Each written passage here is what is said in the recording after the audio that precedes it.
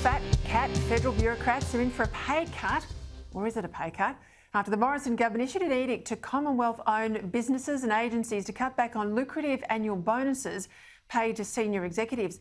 It comes as the RBA, ASIC, APRA and the ACCC handed out more than $13 million of taxpayer-funded bonuses to senior staff last year. To discuss this and more, I'm joined by my Friday panel from Sydney social commentator Prue McSween and host of Outsiders, Rowan Dean. The point I made there to Rowan, we're playing with words. It's not really a pay cut, of course. It's just less than the expected bonus. The underlying salary is still there. The usual increases are still there. So maybe it's a play with words. Well, I think the average person who's not in the public service in Australia should be absolutely sickened by the money that we waste on the public service. The original deal with the public service was that you went into it for life, you were looked after, you got your bonuses and so on, but your pay was always significantly less than in the private sector. That got turned on its head in the last 10 or 20 years. And we now have really the wealthiest elite in our society are frequently the public servants. And it just sickens people who get up at 6 a.m. to set up their shop or their cafe or their garden centre or whatever it might be. They've all gone out of business. They're all screaming, unable to feed the kids. And yet the fat cats who are on these public servant salaries are giving themselves bonuses, pay rises, you name it. The gravy train never stops. But one day it will stop, Peter, because it's our money. It's the hard-working taxpayers' money. And one day it will run out. Spot on. Highest per capita incomes are in Canberra. But Queensland do pretty well too. Anastasia Palaszczuk, she's under renewed pressure over her ever-expanding team of spin doctors. Now, this staggered me. She's got a taxpayer-funded media team of 30. Now, I work for a Prime Minister who had a media team of around 6.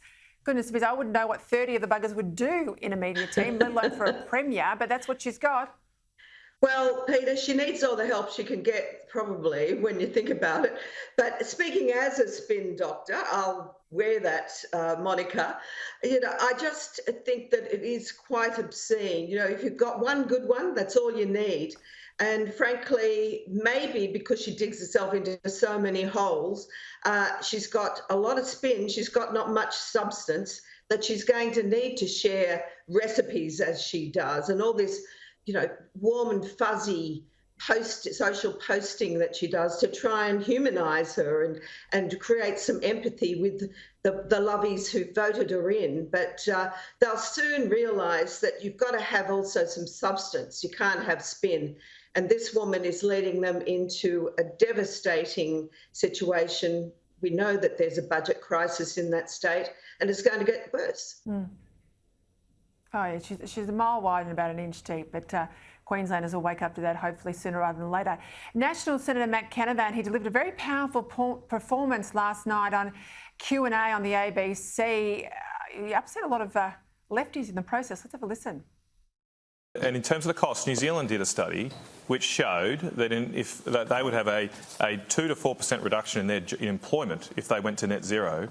And in equivalent terms, that would be around 400,000 jobs here in Australia. So what are we going to do about that? That is a massive, massive impact. Okay, but you're not talking about the job. You're not talking about the job benefits. So let's adopt this. Nor are you talking about the job losses from climate change. No, that's a computable.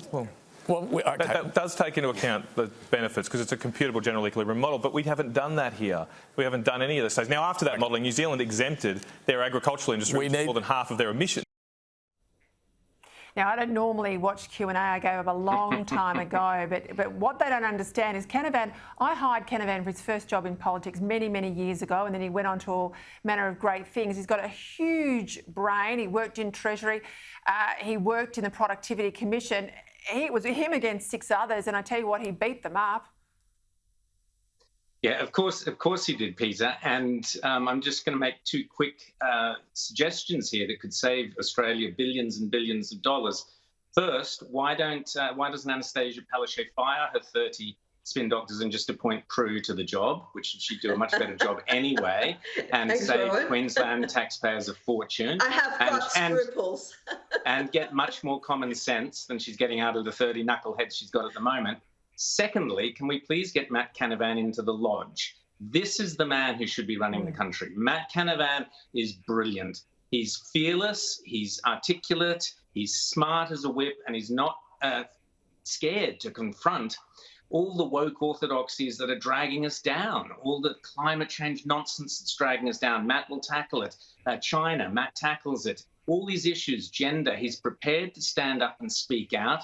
He's unencumbered by not being in the cabinet, in the woke, either of the woke cabinets, the national cabinet or the main cabinet. We need Matt Canavan in the lodge. Please, someone sort it out quickly. I don't know, Peter, you've got all the contacts. You can do it. You can make these things happen. Look, he's a truly conviction politician at a time when we just don't have conviction politicians. I guess the difficulty is the National Party. He'd have to get into a lower house seat. And of course, the National Party, the highest they can ever go is Deputy Prime Minister. But you know what? If men can be women and women can be men, maybe a National Party. He can identify as Prime Minister. He can identify as Prime Minister. Well, who knows? Who knows? That'd be nice really to see. Freak the ABC out. Prue, I've got to just touch on this issue. There was an issue with the Sikhs that knives were banned. The kipan is the knife, were banned from schools. They've flipped it over today. Big backflip from Sarah Mitchell, the Education Minister. It's a kirpan. Forgive me, I got that wrong.